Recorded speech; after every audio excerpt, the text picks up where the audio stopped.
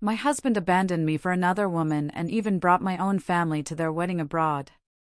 He texted me, "Don't be at home when we return. When it's old, it's dead to me." When they all came back, their smiles vanished.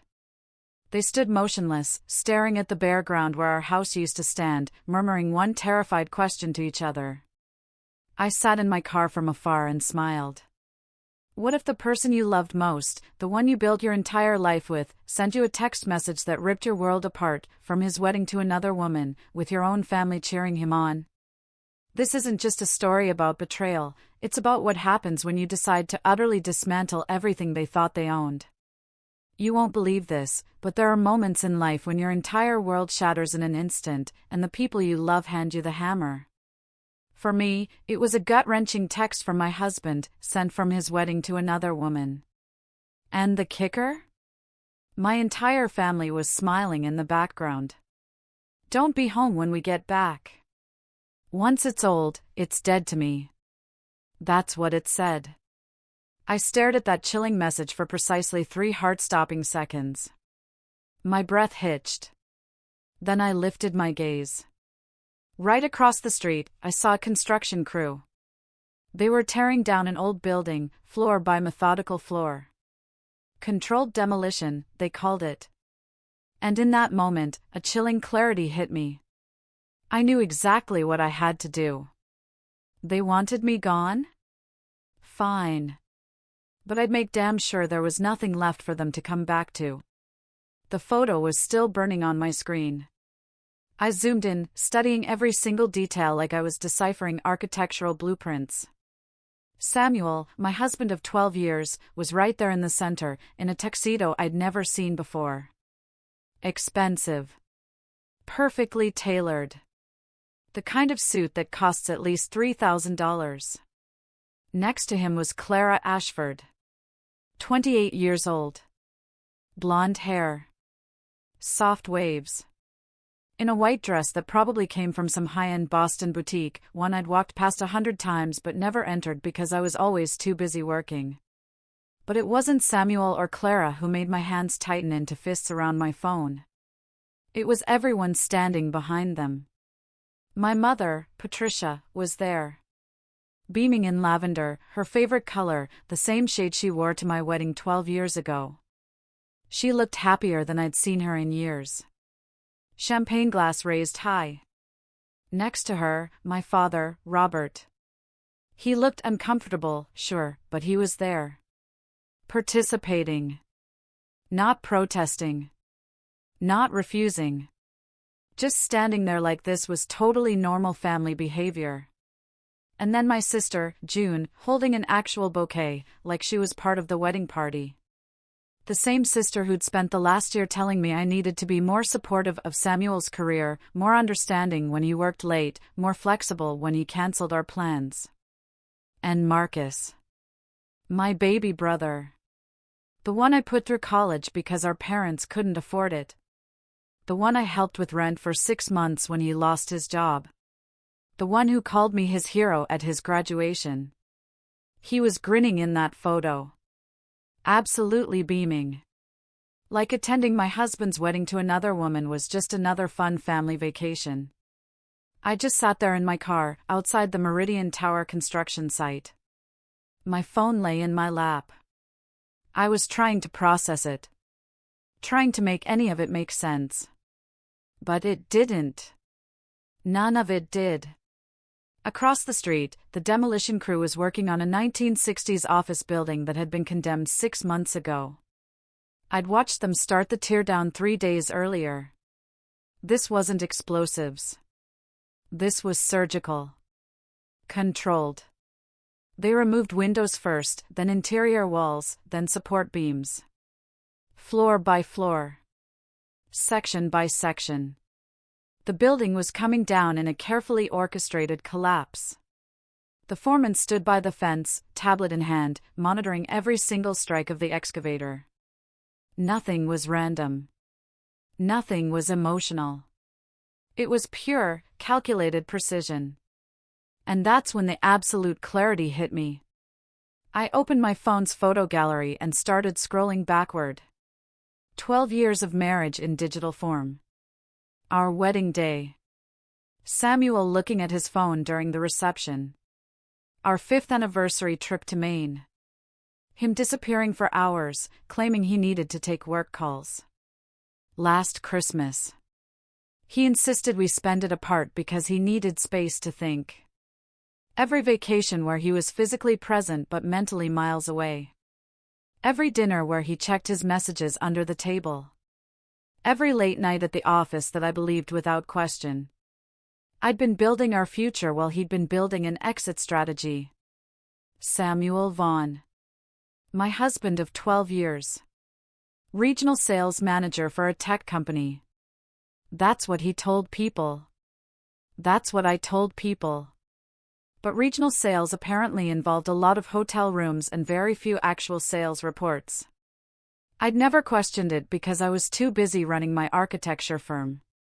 Too busy designing buildings and managing clients and working 80-hour weeks to notice that my husband was designing a completely different life. Clara Ashford worked in his office. Marketing coordinator. I had met her once at a company holiday party 2 years ago. She seemed nice. Quiet. Forgettable. I remembered thinking she looked young, too young to be taken seriously in a professional environment. Now I understood. She wasn't hired for her marketing skills. We never had children. Samuel always said the timing wasn't right. We should wait until the business is more stable. Until we have more money saved. Until we've traveled more. Until. And I believed him because I wanted to believe him. I thought we were partners, building toward the same future. But he wasn't waiting for the right time with me. He was waiting for her. My phone buzzed again. An Instagram notification. Samuel had posted the photo publicly. The caption read, "Starting our forever in paradise, surrounded by the people who matter most." The people who matter most. I wasn't in that photo. I wasn't in Croatia. I wasn't anywhere in his new life. I was home in Boston, sitting in my car outside a construction site, reviewing blueprints for the Meridian Tower, the biggest commercial project of my career, the one that would define my firm's reputation. The project I'd been pouring myself into for 9 months while my husband planned his wedding to someone else. The demolition crew across the street brought down another section of the building. The excavator's arms swung precisely, connecting with a load-bearing wall. The structure groaned, buckled, collapsed inward. Exactly as planned. I watched the dust rise and settle. Then I opened my text messages and typed, "Enjoy. Croatia. I'll make sure everything's handled." Samuel would read that and think I was being supportive. Understanding. The way I'd always been. The way he'd trained me to be over 12 years of marriage. But I wasn't being supportive. I was being strategic. I scrolled through my contacts and found Nicole Ferrara, my attorney. The woman who'd helped me structure my LLC when I started my firm. The woman who'd insisted 5 years ago that Samuel sign a postnuptial agreement when I expanded the business. The woman I'd kept on retainer, even though Samuel thought it was paranoid. She answered on the second ring. "Hazel, what's wrong?" I didn't waste time with explanations. "How fast can we move?" There was a pause. Nicole was sharp. She didn't need details to understand tone. "How fast do you need?" I looked at the photo again. Calculated the timeline. They land in 9 days. Nicole's laugh was low and predatory. The sound of someone who'd built a career destroying unfaithful spouses in court. "Then let's build you a beautiful new life in 8. I hung up and sat there for another moment, watching the demolition crew pack up their equipment for the day. The building that had stood for 60 years was now just rubble and rebar. By tomorrow, it would be hauled away. By next week, the lot would be cleared and ready for something new. Controlled demolition. That's what they called it. And that's exactly what I was about to do. I didn't sleep that night. Instead, I sat at my kitchen table with a legal pad and started writing lists. Timelines. Asset inventories. Everything we owned. Everything I owned. Technically. The house. The cars. The vacation condo in Vermont we'd visited twice. Bank accounts. Investment portfolios. Even the furniture. By 3 a.m, I had 17 pages of notes. By dawn, I had a plan.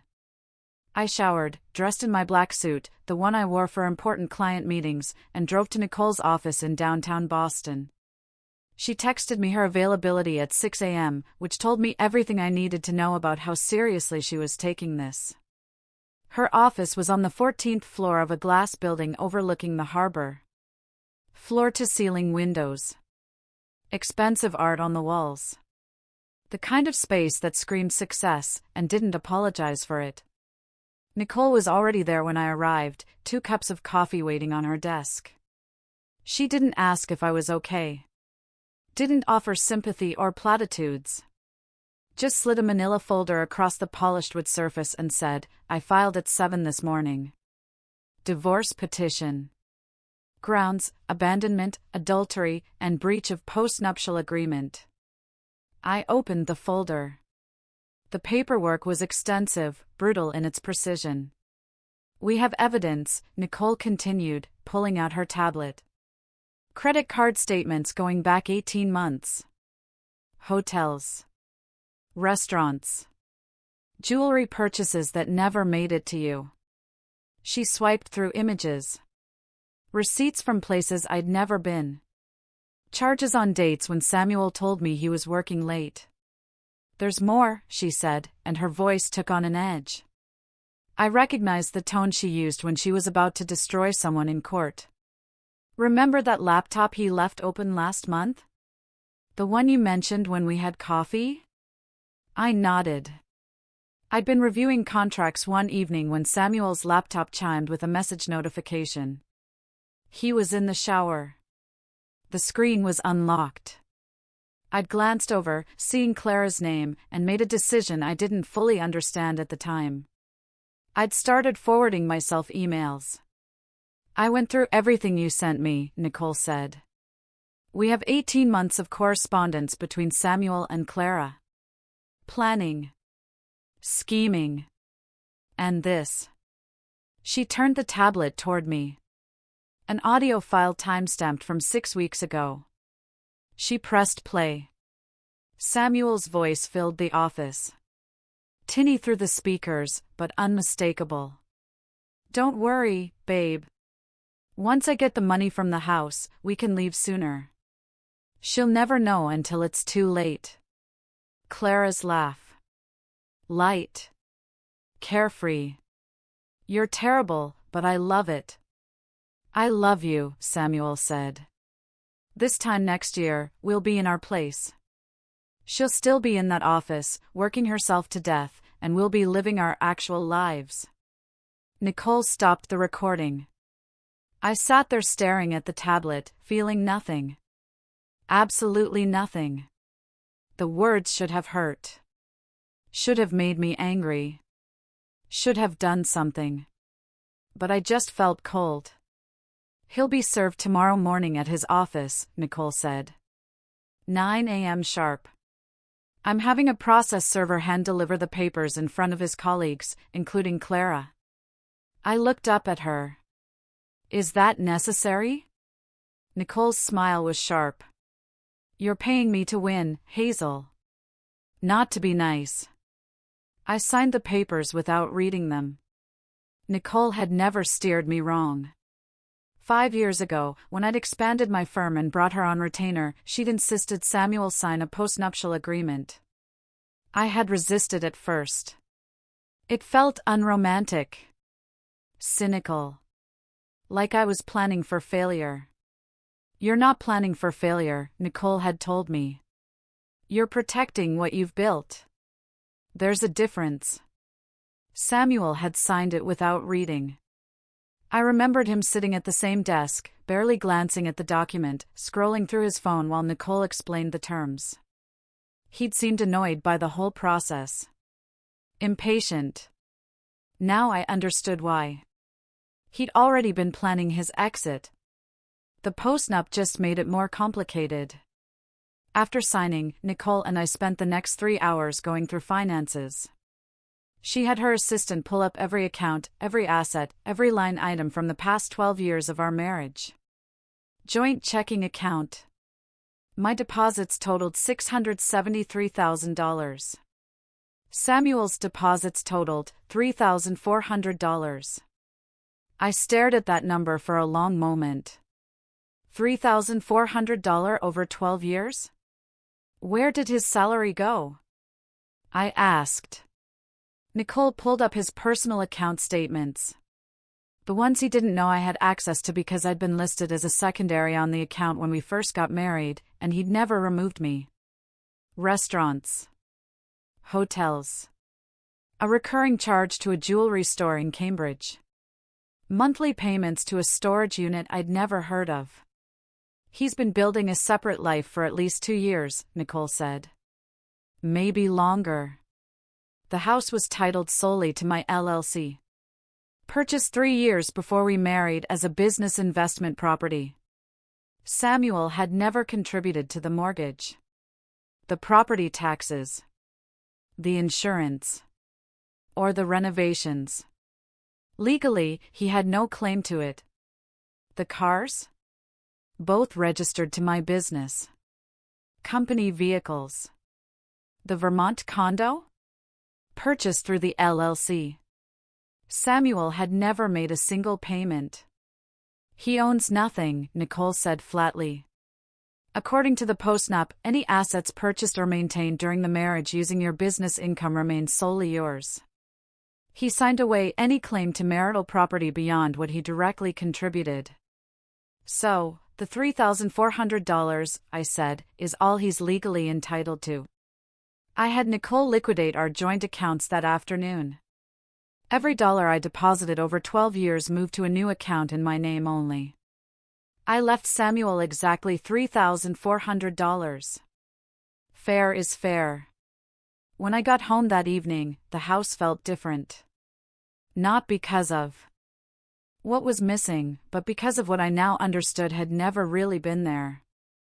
I walked through the rooms slowly, seeing everything with new eyes. The living room furniture I'd chosen and paid for. The kitchen appliances I'd researched and installed. The artwork on the walls from galleries I'd visited alone because Samuel was always too busy. His side of the closet was empty.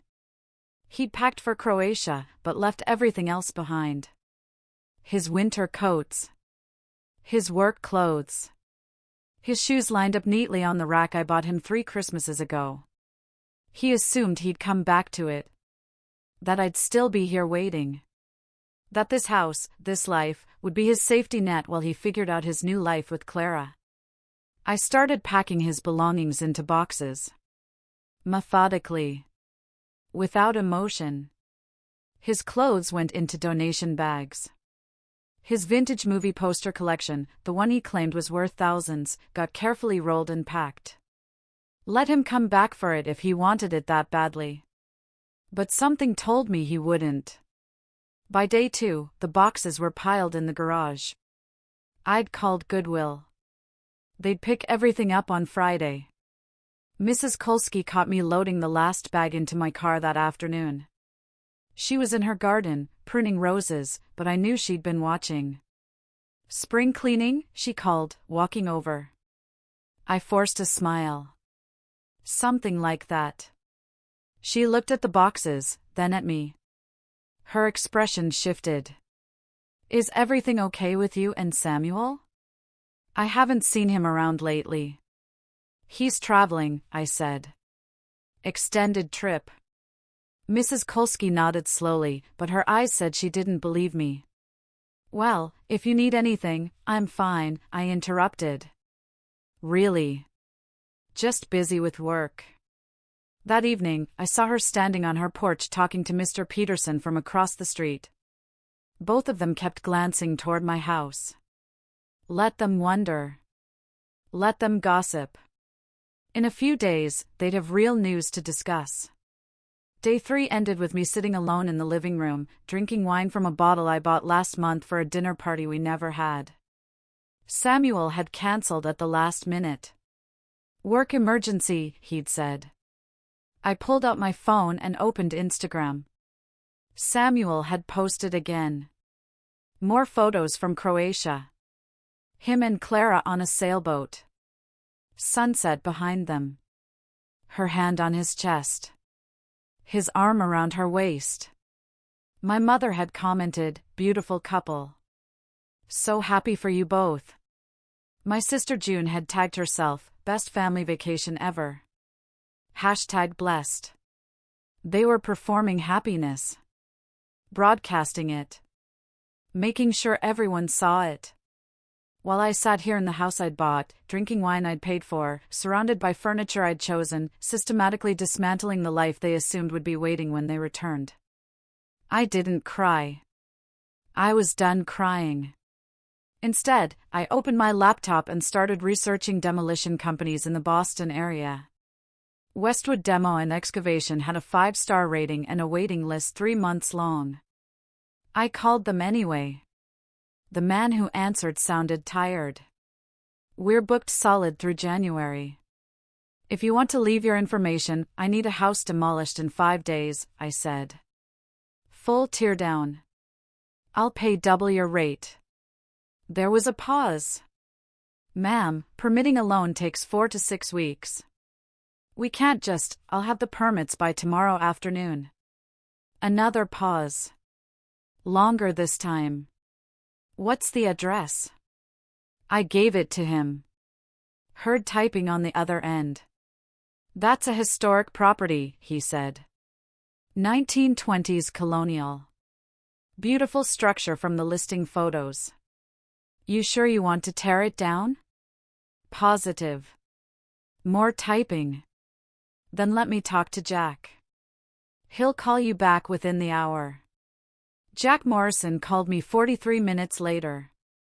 His voice was rough, weathered by decades of shouting over machinery. "My guy says you want a demo in 5 days with permits handled by tomorrow." "That's not how this works." "It is if you want the job," I said. He laughed. Not amused, just surprised. "Lady, I've been doing this for 30 years. Nobody gets permits that fast. Not even developers with city council connections." "I'm an architect," I told him. "I've designed half the commercial buildings going up in Boston right now. I know every planning commissioner by name. I know which ones owe me favors. The permits will be ready by 2 p.m. tomorrow." Silence. "Then you're serious?" "Completely." "Why the rush?" I could have lied. Could have said I had buyers lined up or development plans ready. But something about Jack's directness made me answer honestly. "My husband married someone else last week while I was home working. Took my entire family to Croatia for the wedding. Now they're coming back expecting everything to be exactly as they left it." Jack was quiet for a long moment. "Then what time tomorrow works for you?" We met at the house at 10 a.m. the next morning. Day 4. Jack pulled up in a pickup truck that had seen better decades. Climbed out wearing work boots and a flannel shirt that had more paint stains than original fabric. He walked the property slowly. Studied the foundation. Checked the roofline. Examined the walls. Took photos and measurements and notes on a clipboard that looked like it had survived multiple construction sites. "Solid structure," he said finally. "Great bones. You could renovate this, flip it for $3 million easy." "I don't want to renovate it." He looked at me. Really looked. Not the way men usually looked at me in business meetings, assessing, calculating, trying to figure out angles. This was different. Like he was trying to understand something that didn't make logical sense. "You know, once it's gone, he said. No getting it back. I know. He nodded slowly. Wrote something on his clipboard. With expedited permits, we can start tomorrow morning. Demo takes about 8 hours for a house this size. Debris removal another day. You'll have an empty lot by Friday evening. How much? $47,000. That's with a rush job premium. I didn't hesitate. Done. Jack extended his hand. His grip was firm. Calloused. I'll need those permits by 2. Like you said. You'll have them. I spent the rest of day 4 making calls. Every favor I'd built up over 15 years in the Boston architecture community, I called in. Planning commissioners I'd worked with on zoning appeals. Building inspectors who'd fast-tracked my projects. City officials I'd helped with pro bono designs for public spaces. By 1:30 p.m., I had every signature I needed. By 2, Jack had the permits in hand. I'll be damned, he said, looking at the paperwork. You actually did it. I told you I would. He folded the permits, tucked them in his truck. We start at 6 a.m. You want to be here? Wouldn't miss it. After Jack left, I went back inside the house. I needed to finish clearing Samuel's home office. Most of his stuff was already boxed, but his filing cabinet remained. I opened the bottom drawer and found a folder tucked in the back. Manila, unlabeled, hidden behind tax returns from 6 years ago. Inside were loan applications. 4 of them. All denied. All dated 6 months ago. Applications for a second mortgage on the house. My house. The one owned by my LLC. I read through each one carefully. Samuel had listed himself as sole owner. Had forged my signature on the initial documentation. Had claimed the property was jointly owned and that I'd verbally agreed to the loan. Of course, the applications had been rejected because the title search showed the house belonged to my business, not to Samuel or to us jointly. But he tried. He'd actually tried to steal equity from my property to fund his exit. I found more in the folder. Printed emails between Samuel and Clara. Samuel to Clara, the loan got denied again. Her name is on everything. I don't know how to get around it. Clara, can you just forge her signature on a sale agreement? Samuel, too risky. But don't worry, babe. Once I get the money, we can leave sooner. She'll never know until it's too late. Clara, you're sure she won't fight the divorce? Samuel, she won't. She's too busy with work to notice what's happening. By the time she realizes I'm serious, we'll be gone and she'll be stuck with the legal bills. I photographed every page. Sent them to Nicole. She called back within 2 minutes. Hazel, this is fraud. Attempted fraud at minimum. He forged her signature on legal documents. That's a felony. Added to the divorce filing. I'm adding it to everything. This changes the whole case. He's not just a cheater. He's a criminal. I hung up and sat there in Samuel's office. The room I designed for him. The desk I bought him. The chair I'd assembled while he was out on one of his many business trips. He hadn't just been planning to leave me. He'd been planning to rob me. My phone rang. Emily. I almost didn't answer, but Emily had a way of knowing when something was wrong. If I ignored her, she'd show up at my door. I answered. Where are you? She said. No hello. No preamble. Home. I'm coming over. Emily, I'm fine. I saw the demolition permits posted on the city planning site. I saw your name on them. I'm coming over. Don't argue. She hung up. 20 minutes later, she was at my door with Thai food and wine. Emily Chin was my oldest friend. We'd met in architecture school. Survived brutal professors and all-night design studios together. She'd been at my wedding. Had been the one person who'd quietly asked if I was sure about Samuel. I should have listened to her then. She pushed past me into the kitchen, set down the food, opened the wine without asking, and poured 2 glasses. "Talk," she said. So I told her everything. The photo. Croatia. My family. The plan. The demolition scheduled for tomorrow morning. Emily listened without interrupting, but her face shifted from concern to something else. Something close to fear. "Hazel," she said finally. "What are you doing?" "What I should have done years ago. You're tearing down your house." "It's my house. I can do what I want with it." "That's not," Emily stopped. Started again. "I get why you're angry. I get it. But this feels extreme. This feels like you're not thinking clearly." "I'm thinking more clearly than I have in 12 years. Emily set down her wine. Reached across the table. Took my hand. "You're not a vindictive person. You're not cruel. This isn't you." "Maybe it should be," I said quietly. Maybe if I'd been less understanding, less accommodating, less willing to believe every lie he told me, he wouldn't have thought he could do this. "Or maybe," Emily said, her voice gentle, "you would have left him years ago and saved yourself this pain." We sat in silence for a moment. "Promise me something," Emily said. "Promise me you won't regret this." I looked at her, at my friend who'd known me longer than Samuel had, who'd watched me build my career and my marriage, and had probably seen cracks I'd refused to acknowledge. "I promise," I said. But after she left, I sat alone in the kitchen and wondered if I was lying. Day 5 arrived with cold clarity.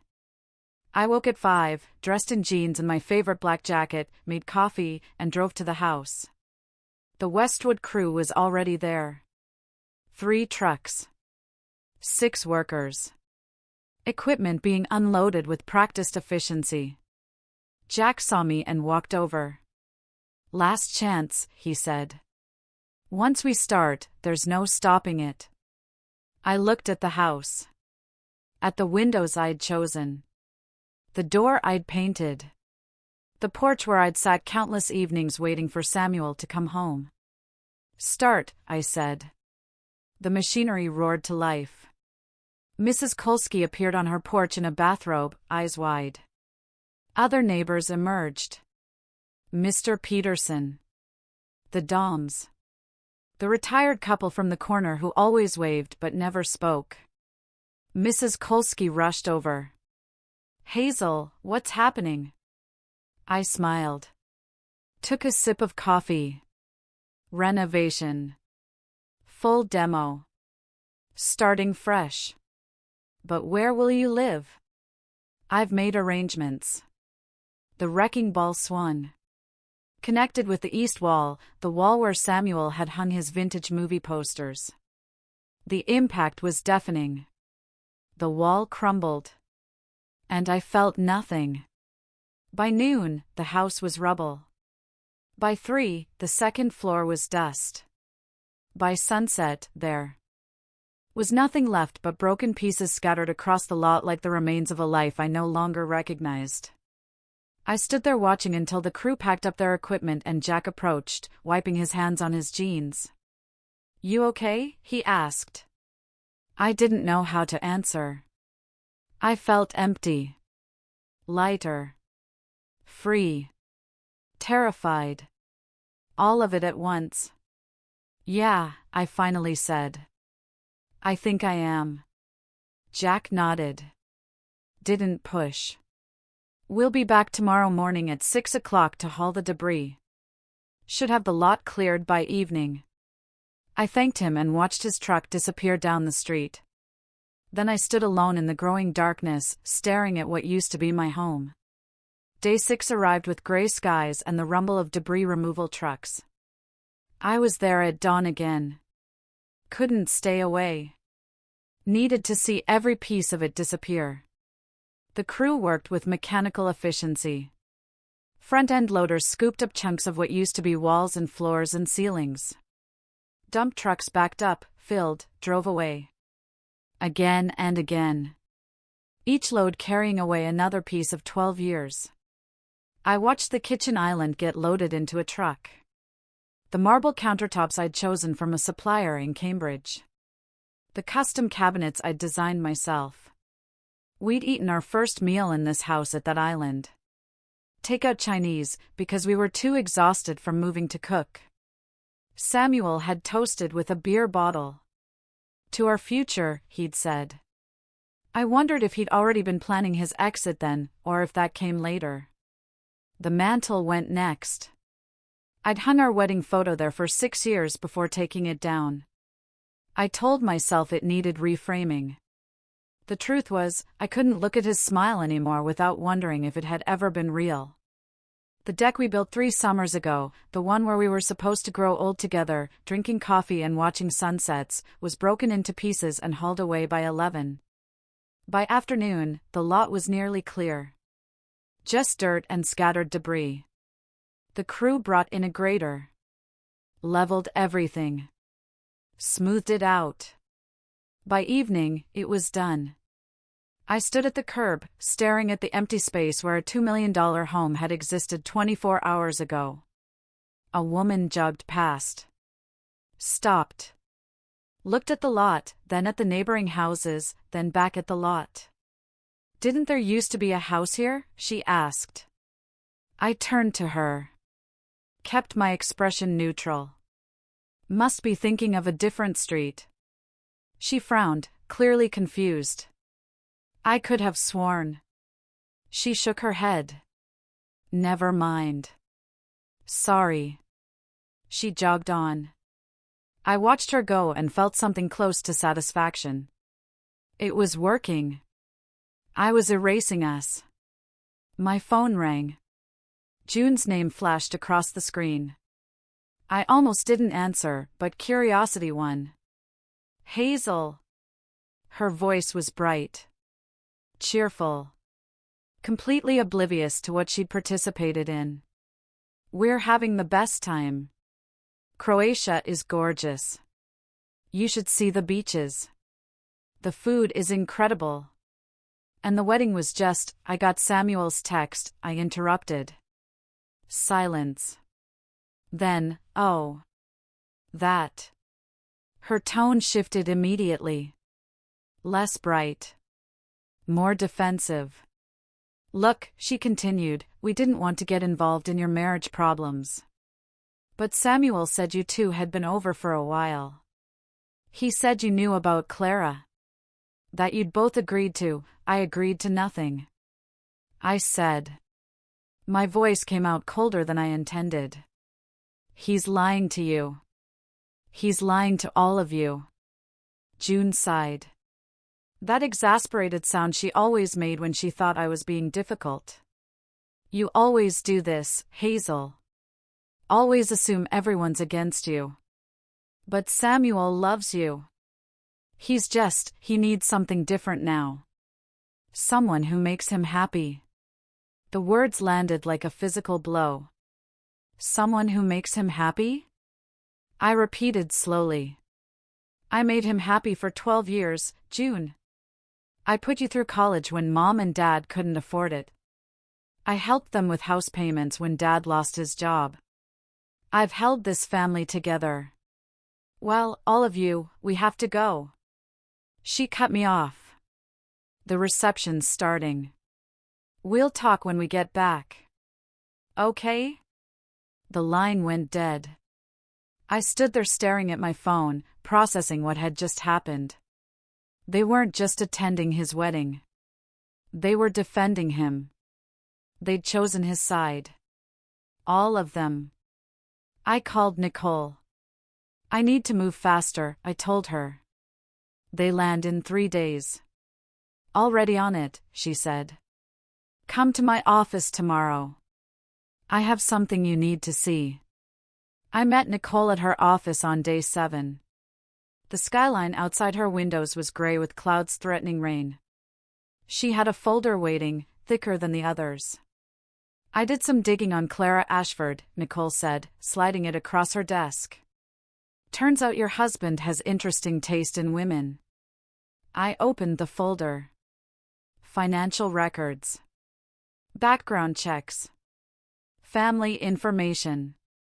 Clara Ashford wasn't just some 28-year-old marketing coordinator living paycheck to paycheck. She came from money. Serious money. Her father, Richard Ashford, owned Ashford Auto Group, a chain of luxury car dealerships across Massachusetts. 17 locations. Revenue in the hundreds of millions. Clara's trust fund was worth over $2 million. She doesn't need Samuel's money, Nicole said. But Samuel definitely needs hers. She flipped to another section. Bank statements showing wire transfers from Clara to Samuel over the past year. $10,000 in March. $15,000 in June. $25,000 in September. $50,000 total. What was he telling her? I asked.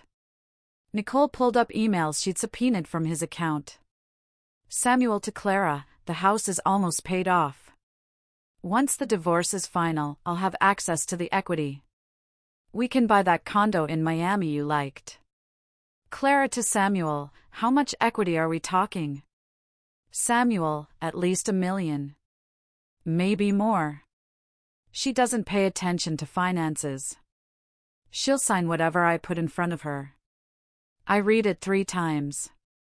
He's been conning her, I said slowly. Nicole nodded. Probably the same way he tried to con you. Except Clara's family has money and connections. Her father's lawyers are already involved. They had her sign a prenup before the wedding. Samuel gets nothing if the marriage ends. Does he know that? I don't think so. Based on these emails, he thinks he's marrying into wealth. He has no idea he just signed away any claim to her trust fund. I leaned back in my chair, processing. So, he's not just a cheater, I said. He's a con artist.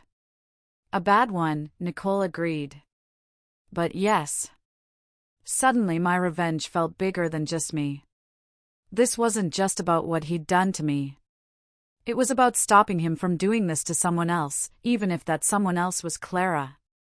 What do we do with this? I asked. Nicole smiled. We add it to the divorce filing. Show the pattern of financial manipulation. Show that he forged her signature trying to access equity. Show that he's currently attempting to defraud another woman. It makes our case airtight. I left Nicole's office feeling something I hadn't felt in days. Purpose. That evening, alone in my new apartment, the penthouse I'd rented last week in Back Bay, with skyline views and no memories, I sat down at my desk and pulled out a sheet of paper. I started writing. Dear Mom, the words came slowly at first, then faster. Everything I'd never said. Everything I'd kept buried for 12 years. For my entire life, really. How her constant criticism made me feel like I was never good enough, never smart enough, never feminine enough. How she always took Samuel's side in every argument, telling me I worked too much, wasn't warm enough, didn't know how to keep a man happy. How she chose to attend his wedding to another woman while her own daughter was falling apart. I wrote about the loneliness, about burying myself in work because home stopped feeling like home years ago, about trying to fix something that Samuel had already decided was broken, about how I kept trying to earn her approval and never understanding why it was always just out of reach. I wrote until my hand cramped, until the words blurred, until there was nothing left to say. Then I folded the letter carefully, slid it into an envelope, and wrote Patricia Monroe across the front. I held it for a long moment. Then I tucked it into my desk drawer. Maybe someday I'd send it. Maybe I'd keep it as a reminder that some things are better left unsaid. Some bridges are better burned than crossed. I poured wine and stood at my window looking out at the city lights. In 2 days, they'd land at Logan Airport. In 2 days, they'd drive to the house, expecting everything to be exactly as they left it. In 2 days, they'd see what I'd done. And I'd be watching. Day 8 began with paperwork. I met Tom Brennan at a coffee shop in Cambridge, halfway between his office and mine. The kind of place with exposed brick and overpriced lattes that Samuel always complained about. Tom was already there when I arrived, sitting at a corner table with a leather portfolio and reading glasses perched on his nose. He was in his 50s, with kind eyes and hands roughened by decades of construction work. The kind of man who'd built things his entire life and understood the weight of what gets torn down. He stood when he saw me, shook my hand firmly. "Hazel, good to see you." We sat.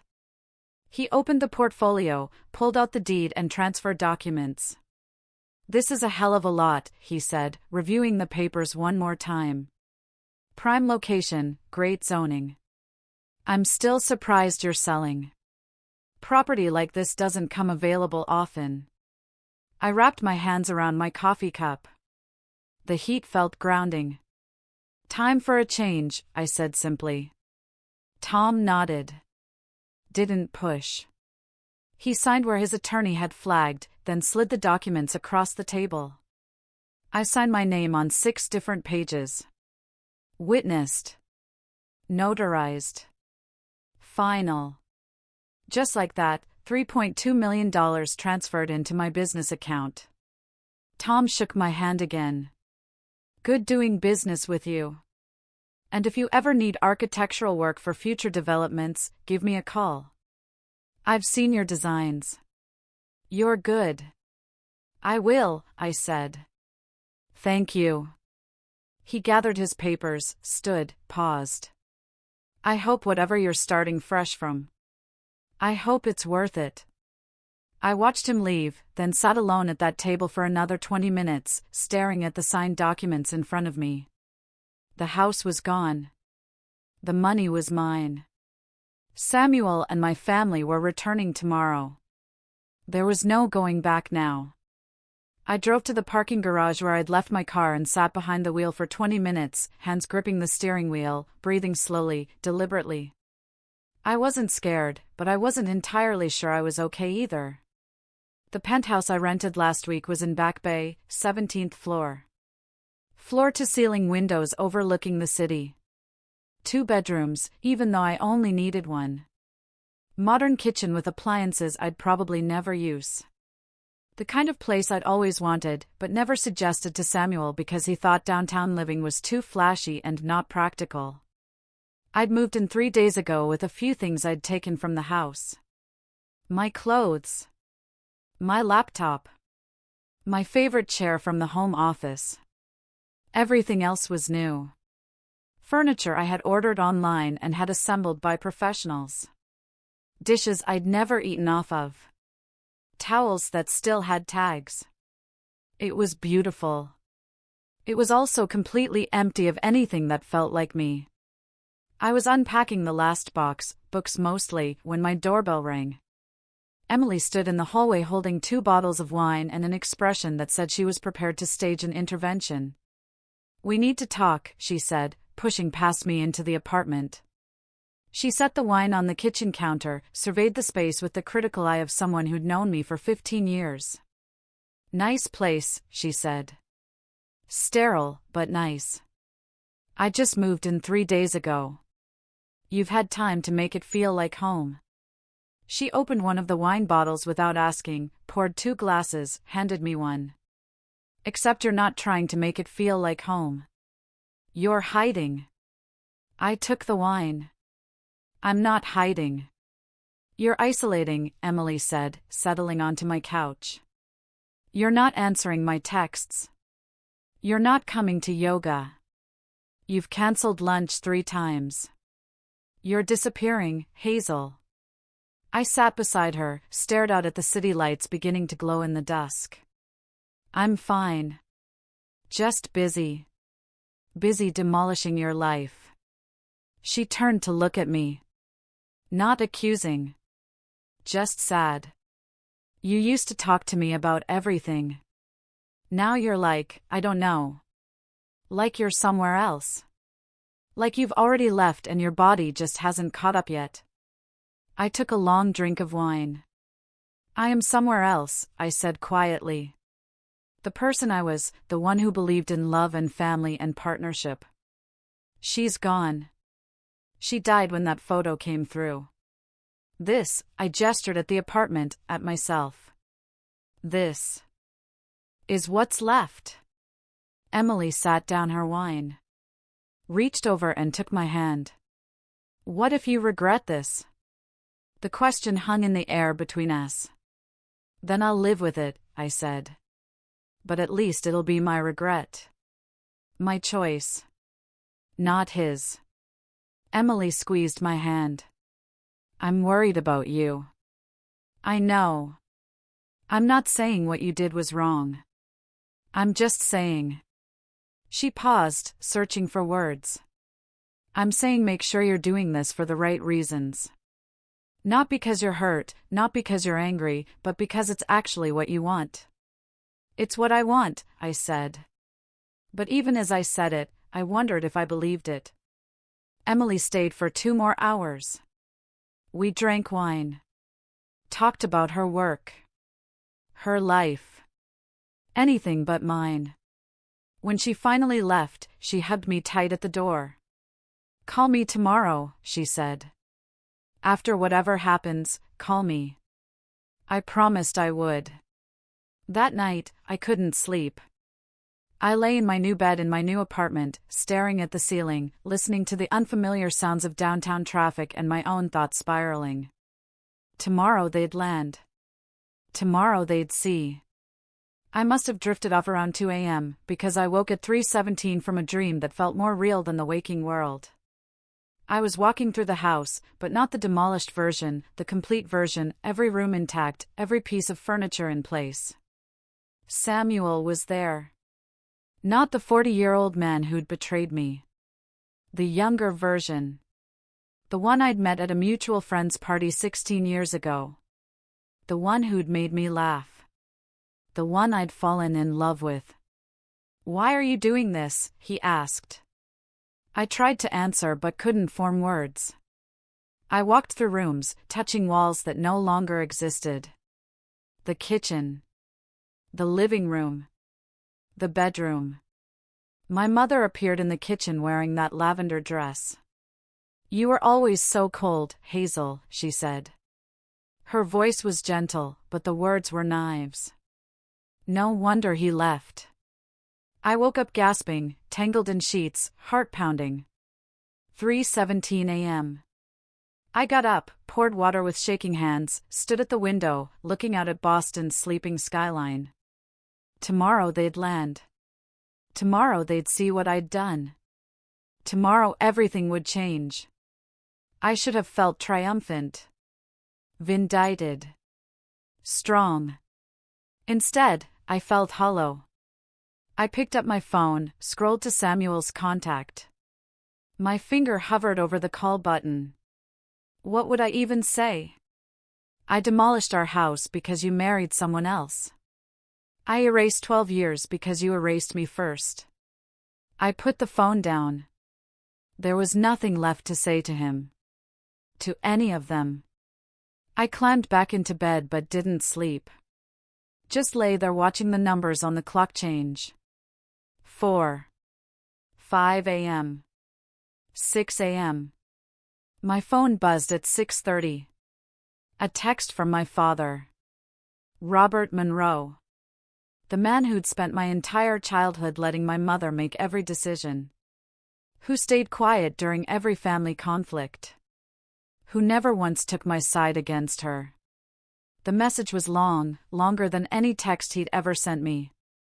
Hazel, your mother told me about her conversation with June. I don't know what's happening between you and Samuel, but I want you to know no matter what, you're still my daughter. I don't understand any of this. I don't know who's right or wrong, but I love you. Call me when you're ready. Dad. I read it 10 times, then 20. Part of me wanted to call him immediately, to tell him everything, to hear him take my side for once in my life. But another part, the part that had been hurt too many times, disappointed too often, wondered if this was a trap. Was he gathering information to report back to my mother? Was this just another betrayal waiting to happen? I typed out 3 different responses and deleted them all.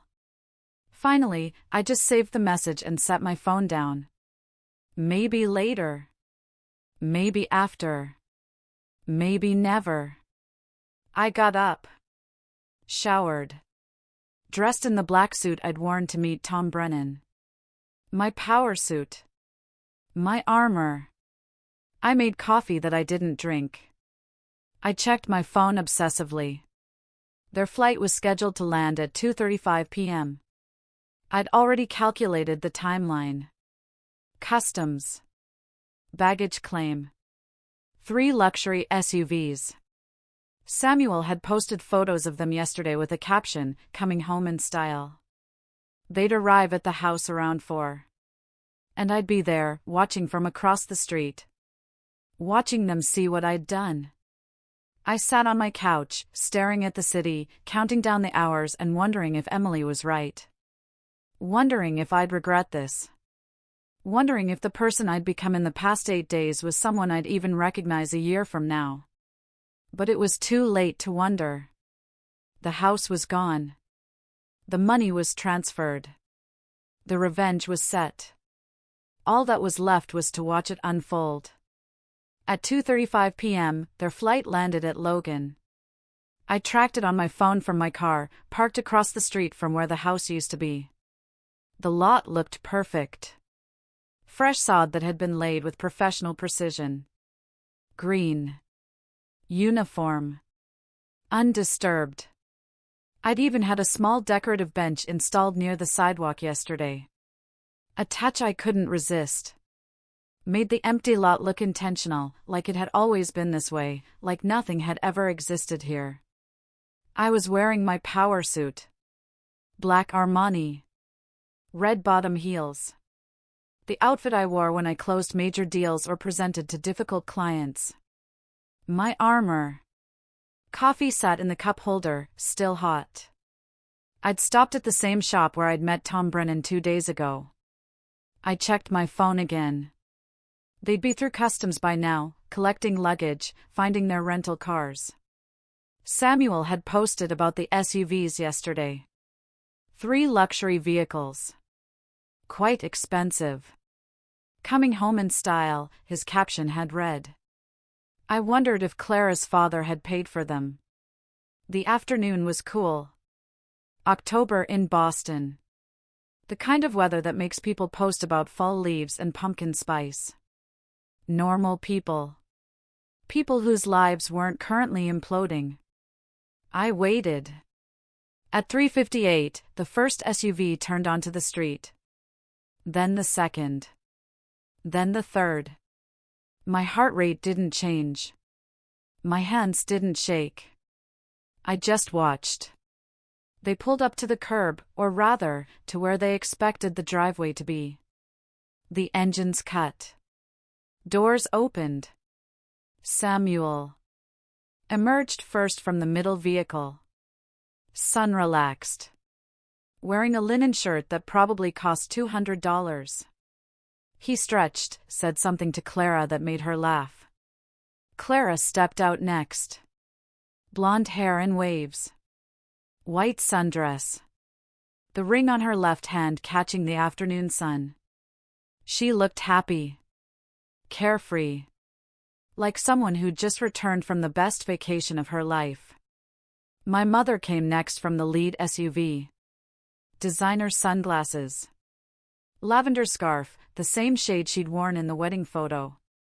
Then my father, looking tired, confused already, even though he hadn't seen the lot yet.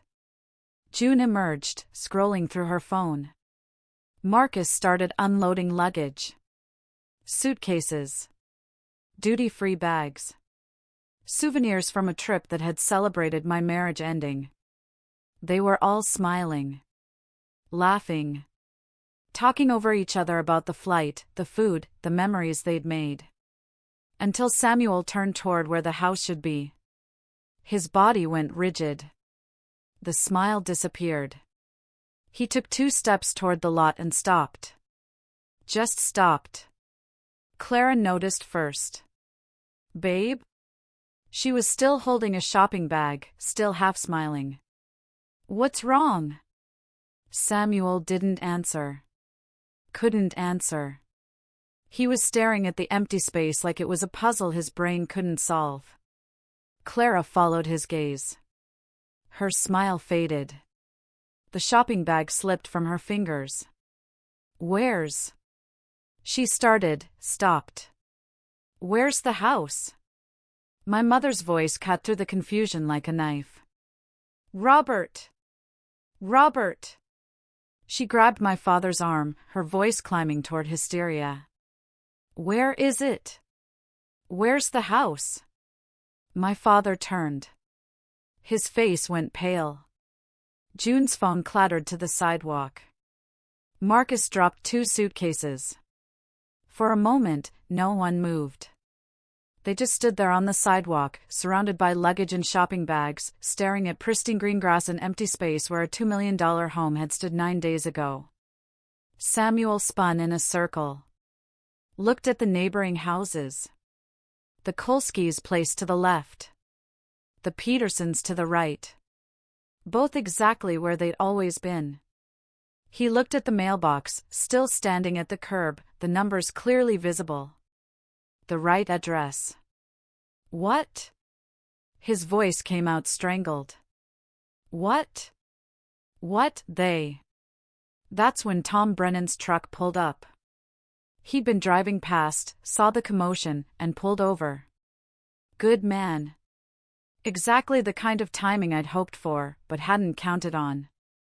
Tom got out of his truck, approached cautiously. "Can I help you folks?" Samuel charged him. "What did you do to my house?" He was shouting now, veins bulging in his neck. "Who are you?" Tom held up his hands, genuinely confused. "Whoa, buddy. I don't know what you're talking about." "My house." Samuel pointed at the lot. "There was a house here." "Where is it?" Tom glanced at the lot, then back at Samuel. "I just bought this property yesterday. Legally clean title. Empty lot." "I don't know what, empty." Samuel's voice cracked. "It wasn't empty. There was a house. My house. My home." Tom pulled out his phone. Pulled up the listing photos. The beautiful empty lot. The fresh sod. Potential. "See, this is what I bought." "You got the wrong address or something." My mother had started hyperventilating. June was on her knees, picking up her phone with shaking hands. Marcus just stood there, mouth open, looking between the lot and Samuel like he was watching a magic trick he couldn't figure out. That's when my mother saw me. I'd rolled down my window, elbow resting on the frame, coffee cup in hand, just watching. "Hazel Monroe!" She shrieked it. Not like a name. Like an accusation. Like a curse. "What did you do?" Everyone turned. I took a slow sip of coffee, set the cup down carefully, opened my car door, and stepped out. I dressed for this moment like I was presenting to a board of directors. Everything deliberate. Everything calculated. I walked toward them slowly, not rushing, not hesitating. 6 feet away, I stopped. Close enough to see their faces clearly. Far enough to stay safe. "Oh, hey everyone," I said. My voice was pleasant. Casual. Like I was greeting them at a barbecue. "How was Croatia? Did you get my text about handling everything?" Samuel stared at me. His face cycled through expressions too fast to track. Confusion. Disbelief. Dawning horror. Why you? He took a step toward me. Clara grabbed his arm, but he shook her off. You demolished our house. His voice cracked on the last word. I tilted my head slightly. Not our house, Samuel. My house. My business asset, owned by my LLC. And technically, I didn't demolish it myself. I contracted Westwood Demo and Excavation. Very professional crew. They finished ahead of schedule. You can't do that. His face was red now. Spit flying. That's illegal. I pulled out my phone, opened the folder Nicole had prepared. Screenshots of property deeds. Purchase documents. The postnuptial agreement he'd signed 5 years ago without reading. Actually, I said calmly, per Massachusetts property law and the terms of our postnuptial agreement, you remember signing that, right?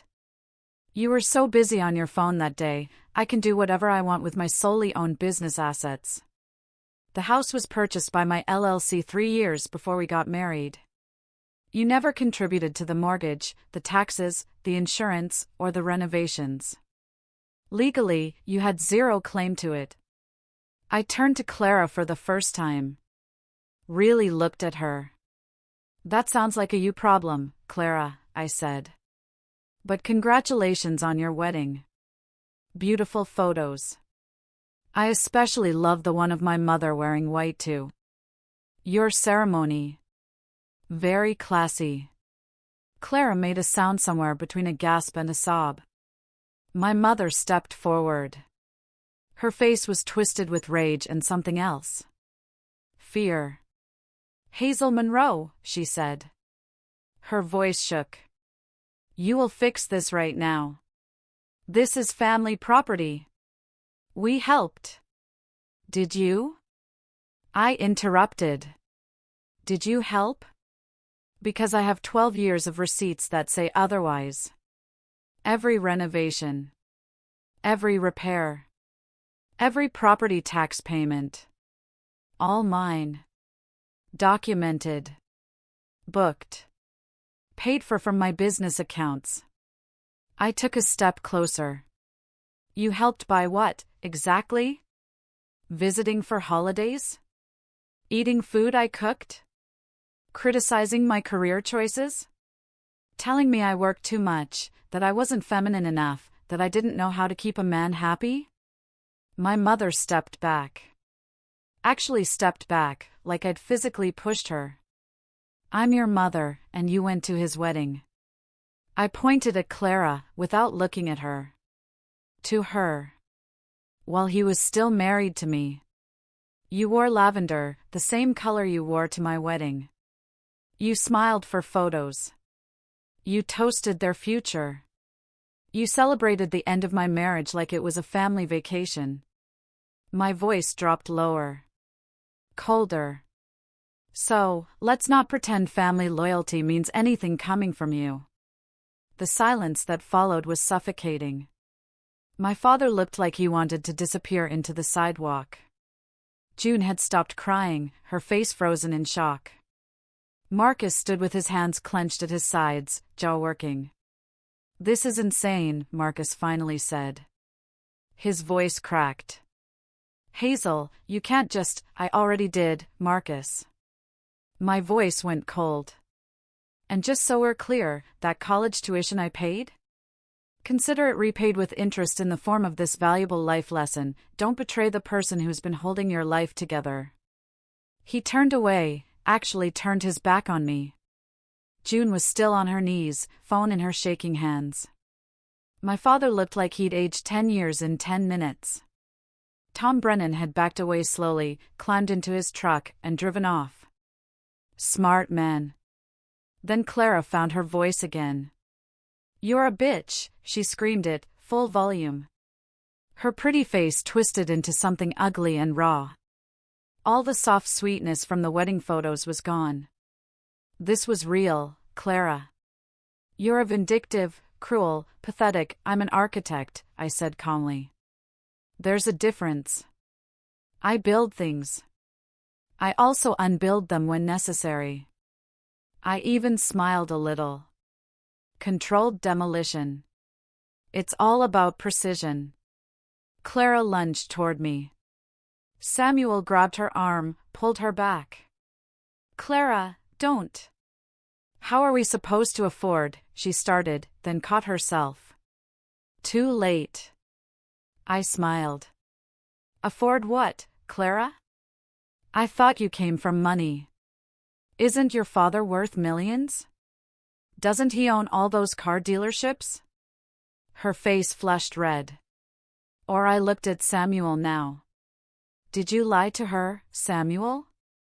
Tell her I had money that would be yours in a divorce?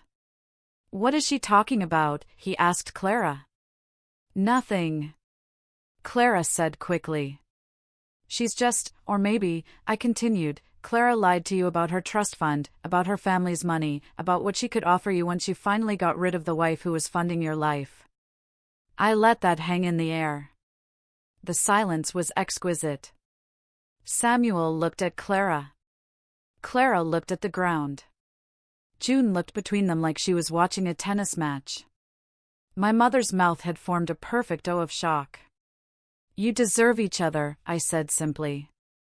Samuel's face had cycled through every emotion possible and landed on white-lipped fury. Where are we supposed to go, Hazel? Where? I shrugged. Maybe Clara's place? Oh, wait. I looked at her. You live with your parents, don't you? 28 years old and still in your childhood bedroom. How romantic. I'm sure they'd love to host your new husband. Clara made a strangled sound. I turned toward my car, then stopped. One more thing. Oh, and Samuel, I filed for divorce on Monday. You'll be served at your office tomorrow morning, 9 a.m. sharp. My attorney is Nicole Ferrara. You should look her up. She's never lost a case. You can't do this, Samuel shouted. I'll sue you. I'll take you for everything. I pulled up my phone one last time, found the audio file I'd been saving for this exact moment.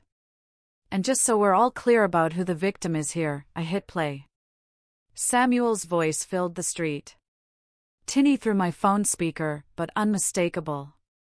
Don't worry, babe. Once I get the money from the house, we can leave sooner. She'll never know until it's too late. Clara's response. Light. Carefree. You're terrible, but I love it. I love you. This time next year, we'll be in our place in Miami. She'll still be working herself to death, and we'll be living our actual lives. I watched their faces while it played. Samuel's shock. Mouth open, eyes wide. My father's confusion turning to understanding, then to something that looked like shame. My mother's horror, hand over her mouth. Marcus's disgust. And Samuel's terror because he knew what was coming. I stopped the recording. He tried to forge my signature on a second mortgage application 6 months ago, I said quietly, calmly. Tried to steal equity from my house, the one owned by my LLC, to fund your new life together. I looked at Clara. That's fraud, Clara. That's criminal. And I have evidence of all of it. The forged documents, the emails between you two planning how to access my money. All of it. Samuel's legs seemed to give out. He sat down hard on the curb, head in his hands. Clara stood frozen, her face cycling between red and white. So, when you sue me, I looked at Samuel. Make sure your attorney knows about that. Nicole will be happy to add it to the divorce filing. Criminal fraud tends to affect asset division.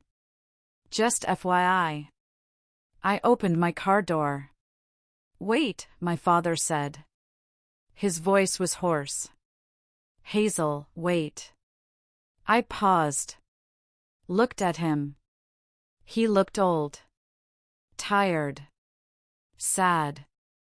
I didn't know, he said quietly. About the text, about what Samuel said. Your mother told me they'd separated, that it was mutual, that you'd agreed. I agreed to nothing, I said. But you knew that, didn't you? Deep down. He didn't answer. I got in my car, started the engine, rolled down the window one last time. Enjoy finding somewhere to sleep tonight, I said. I hear the Holiday Inn on Route 9 has vacancies. I pulled away slowly. In my rearview mirror, I watched 7 people standing on an empty lot, surrounded by luggage and shattered assumptions. Samuel was still sitting on the curb, head in his hands. Clara was crying now. Ugly crying. My mother was yelling at my father about something. June was on her phone, probably trying to find a hotel. Marcus had his arms crossed, staring at the empty lot like he still couldn't believe it was real. And my father just stood there, hands in his pockets, looking smaller than I'd ever seen him.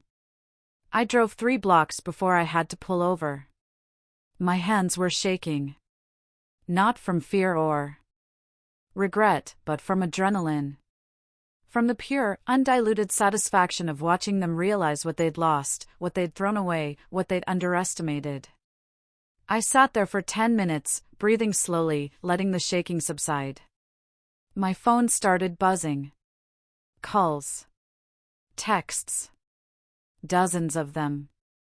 I turned it off, drove back to my apartment in silence. When I got home, I poured a glass of wine, stood at my window, and looked out at the city lights. I'd done it. I'd actually done it. The house was gone. The revenge was complete. They'd seen what I'd done. And I felt, not triumphant. Not victorious. Just empty. Like I'd torn down the house, but couldn't figure out what to build in its place. I called Emily. She answered on the first ring. How did it go? I didn't answer right away. Hazel, she said. Are you okay? I don't know, I said finally. I did everything I planned. Everything went exactly how I wanted, but I don't know if I'm okay. Emily was quiet for a moment. Then, come over right now. Don't argue. I went. Emily lived in a brownstone in the South End, 3rd floor, with plants on every surface and art on every wall. The kind of home that felt lived in. I knocked. She opened the door immediately, took one look at my face, and pulled me inside. Sit, she said, guiding me to her couch. I'm making tea. Don't argue. I sat. She disappeared into the kitchen. I heard water running, the kettle clicking on, cabinets opening and closing. I stared at a painting on her wall, blues and grays swirling together. I'd always liked it, but never really looked at it before. Emily returned with 2 mugs, sat beside me, didn't say anything, just waited. I did it, I said. Finally. Everything I planned. It went exactly how I wanted. But I feel empty. The words came out quiet, broken. I thought I'd feel vindicated, triumphant. Instead, I just feel. I stopped, started again. I tore down the house. I got my revenge. I watched them realize what they'd lost. And now I don't know what to do with any of it. Emily set down her tea, put her arm around my shoulders. You did something irreversible, she said gently. That's a lot to process. I don't regret it, I said quickly. I don't. They deserved it. But Emily nodded. Revenge doesn't fill the hole it creates. I nodded. We sat in silence for a long time. What happens now? Emily asked. I don't know. That night, back in my apartment, my phone wouldn't stop buzzing. 63 missed calls by midnight. Hundreds of texts. My mother, you've destroyed this family. I hope you're proud. June, I can't believe you did this. You're cruel. You're vindictive. I don't know who you are anymore. Marcus, I hope you're happy now. I hope it was worth it. Samuel, you'll regret this. We'll sue. You'll lose everything. Clara, you're a pathetic old woman who couldn't keep her husband. Enjoy dying alone. Even people I barely knew were messaging. Aunt Lorraine, who I hadn't spoken to in 5 years, your mother is devastated. How could you be so selfish? Cousins. Old family friends. People coming out of the woodwork to tell me what a terrible person I was. I blocked them all. Every number except my father's. His message sat at the top of my inbox, unread. I poured wine with shaking hands, stood at my window, looked out at the city lights, and wondered if this was what victory was supposed to feel like. I didn't read my father's message that night, or the next day. I let it sit there, unopened, while I threw myself into work. The Meridian Tower project needed final approvals. I had 3 client presentations scheduled. My firm was busier than it had ever been, and I used that as an excuse not to think, not to feel, not to process what I'd done. But on the 3rd day, sitting in my office at 2 in the morning because I couldn't sleep, I finally opened it. Hazel, I'm staying at a hotel. Your mother won't speak to me because I said what you did was understandable, even if it was extreme. June won't return my calls. Marcus is furious. I don't know how to fix this family, but I want you to know I'm proud of you for standing up for yourself, for not letting them walk all over you. I should have done more to protect you growing up. I failed you and I'm sorry. If you want to talk, I'm here. Dad. I read it 5 times before I could breathe properly. Then I called him. He answered on the 2nd ring. Hazel, can we meet? I asked. Tomorrow. Yes, anywhere. Name the place. We met at a coffee shop in Cambridge the next afternoon. Neutral territory, away from memories. My father looked older than I remembered. Gray hair thinner. Lines deeper around his eyes. He was wearing jeans and a sweater I'd never seen before. Not the clothes my mother usually picked out for him. He stood when he saw me, hugged me tight. We sat, ordered coffee, didn't speak for a moment.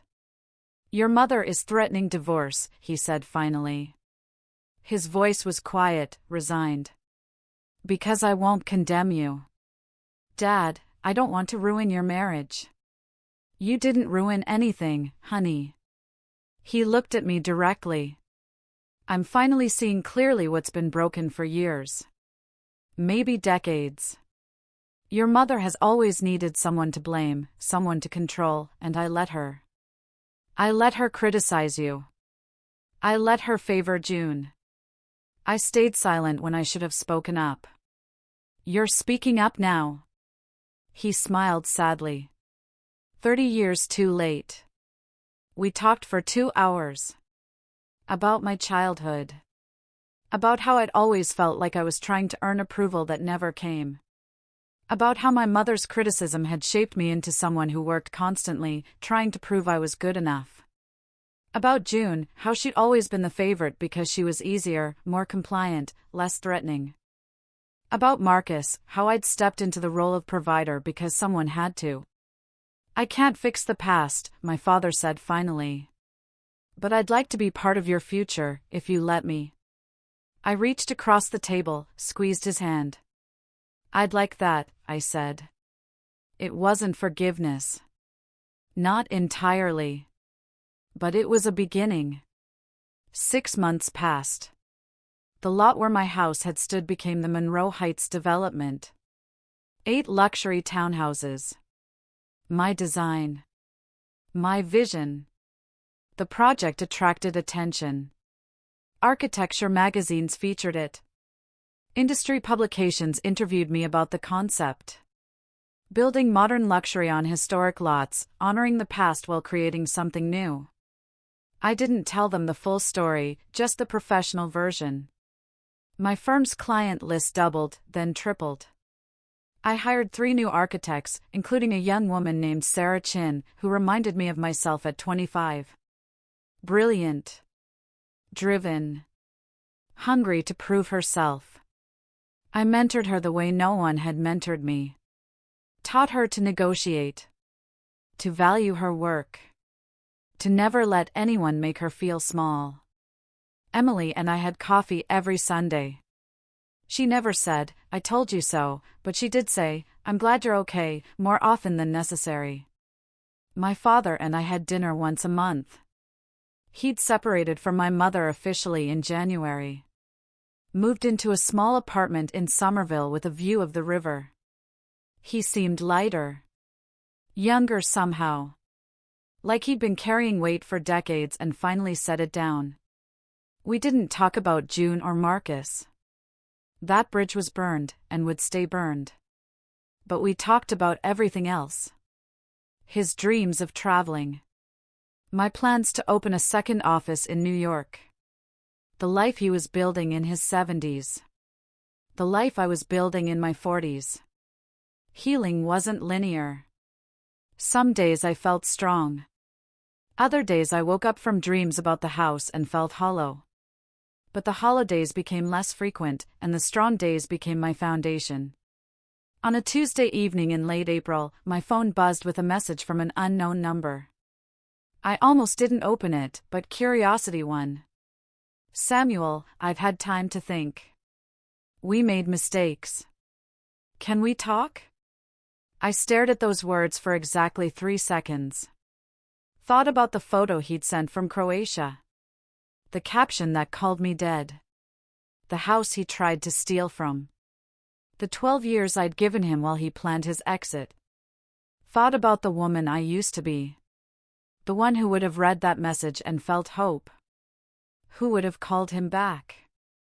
Who would have believed we made mistakes meant something other than "I want something from you"? That woman was gone. I typed, "Sorry. Once it's old, it's dead to me." Funny how that works. Then I blocked the number. I walked to my window, looked out at the Boston skyline, at the buildings I'd helped design, at the city I'd claimed as mine.